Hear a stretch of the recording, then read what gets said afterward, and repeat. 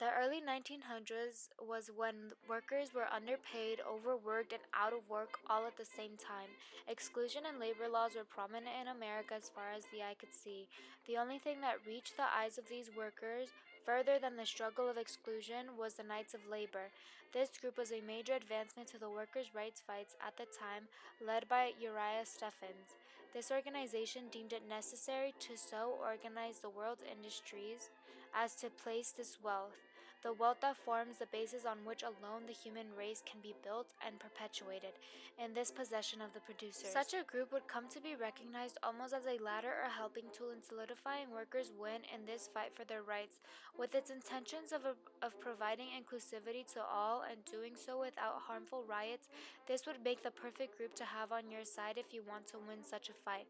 Although, as it later turns out, were they really all that inclusive, all that peaceful, or were they contradicting themselves the whole entire time? Uriah Stephens, a Catholic garment worker from Philadelphia, founded the Knights of Labor, originally known as the Noble Order of the Knights of Labor in 1869 as a secretive fraternal society. This had happened during the time of rapid industrialization known as the Gilded Age, at the height of capitalism, when industry giants exploited their workers for financial gain. Stephens opened membership in the Knights of Labor to everyone except people who did not do the physical labor during their workdays. Such people included physicians, lawyers, bankers, professional gamblers, stockbrokers, and liquor dealers. Furthermore, due to his religious background, he established a hierarchy of Catholic members over others. The Union had a slow start with economic depression in the 1870s, but soon grew after recruiting women, black workers, immigrants, and unskilled and semi-skilled workers. Around this time period, a new wave of wage workers had sprung: women. Women had become capable of holding factory jobs and working to support themselves. Furthermore, there was a large mass of immigrants from Europe moving into the East in search of sanctuary or a better economic life. With such additions to the traditionally American family-oriented male worker population, these new and different workers did not have the same opportunity as their counterparts. For example, women worked for lower wages, and immigrants were sometimes only allowed jobs based on whether or not they fit their employer's personal criteria.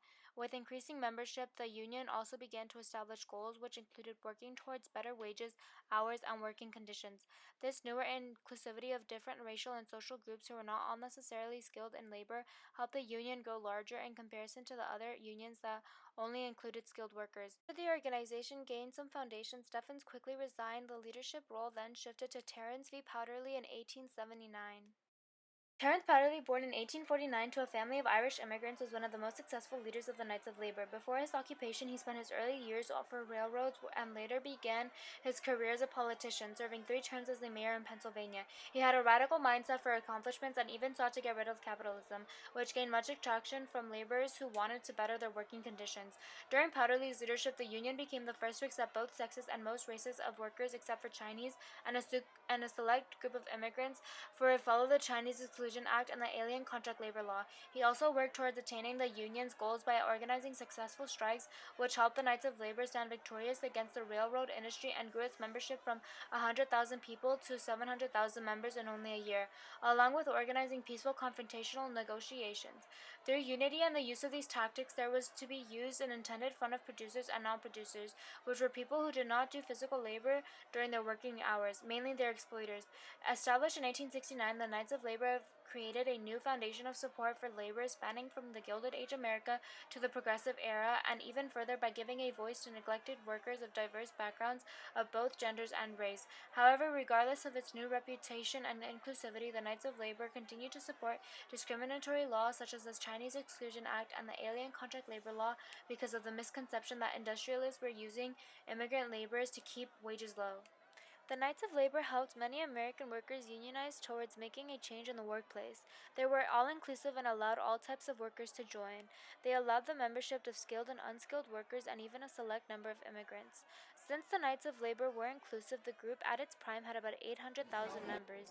The union had grown drastically from 1869 to 1866.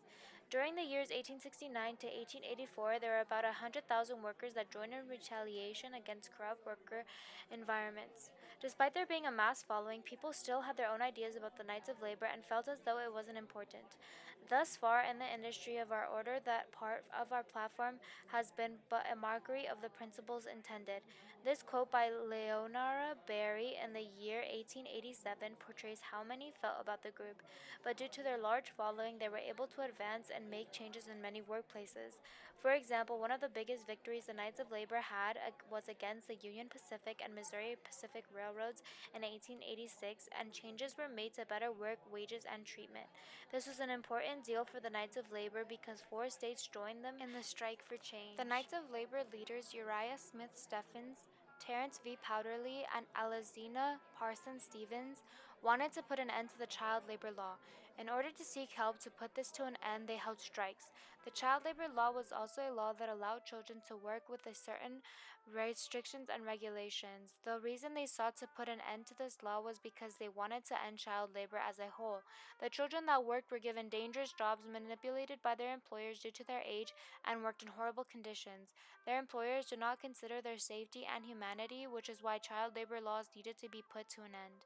The members and leaders of the KOL believed it was wrong that children would work for 8 hours straight without any breaks and that the children would have to be put into tight spaces that were potentially dangerous. Contrary to the nature of the time when discrimination was ever present, the Knights of Labor was all inclusive when it came to women in the work field and people of racial diversity, including African Americans. Although the Knights of Labor was praised for its never done before inclusivity, the truth of this matter was that they continued to discriminate against immigrants, especially those who were Chinese, by following government supported discrimination. America sorted out immigrants in a way that was most successful and convenient for the country.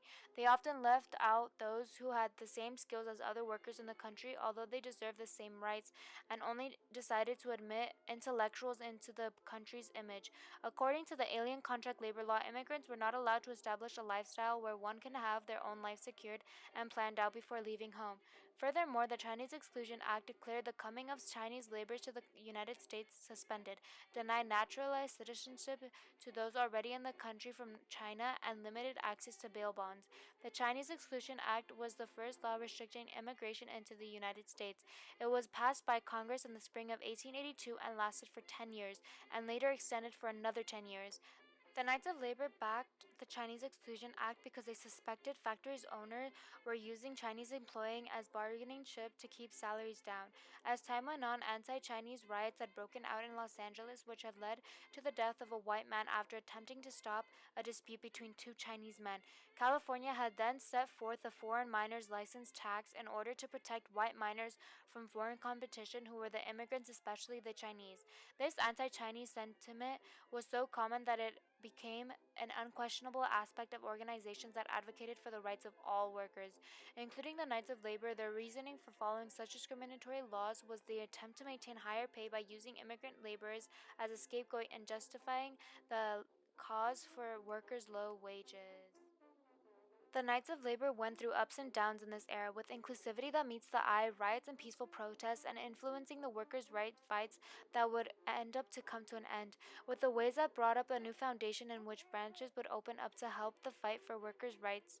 The same branches who made unions and benefits for workers, showing how influential and necessary the Knights of Labor was to this battle amongst the working people in America.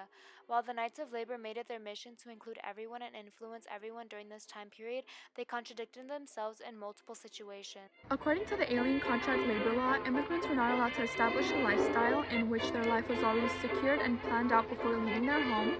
The Chinese Exclusion Act made it very difficult for Chinese laborers to enter the United States, and naturalized citizenship was denied to those already in the country from China. As time went on, anti-Chinese riots broke out in Los Angeles, which led to the death of a white man after attempting to stop a dispute between two Chinese men. Seen with the information about the Chinese Exclusion Act and other pressing laws at the time, the Knights of Labor was in support of the country's discrimination against Chinese people. So while they were not allowing the Chinese in the organization, this is how they contradicted themselves, even if the information they had about them was a misconception, contradicting themselves once again with their starting mission and accomplishments of inclusivity. In the end, many analyzed different aspects of the Knights of Labor as an influence to activism groups globally and locally up to this date. As many still peacefully protest and have inclusivity in their own respective activism groups, the Knights of Labor, as controversial as they were, allowed people to use them as a learning tool. Like short term perspective, Knights of Labor influenced many unions shortly after their fall to continue the fight, just like the American Federation of Labor, which ensured that their workers had overall better working conditions with the help of KOLs, members, and past knowledge. This further exhibits that unions after the Knights of Labor fall would use them as teaching guides for what to do and what not to do as well. In terms of long term impact, the Knights of Labor paved the way for modern labor unions today that have led to the advancements in new labor laws and the improvement of previous ones, such as child labor laws. Although the Knights of Labor was disbanded decades ago, their impact still shows. Yet another example of this would be the Service Employees National Service and how this union fights for newer workers' issues. While this union may not be fighting for the exact same issue, in retrospect, the influence came from the Knights of Labor just as it did with a plethora of other organizations and laws.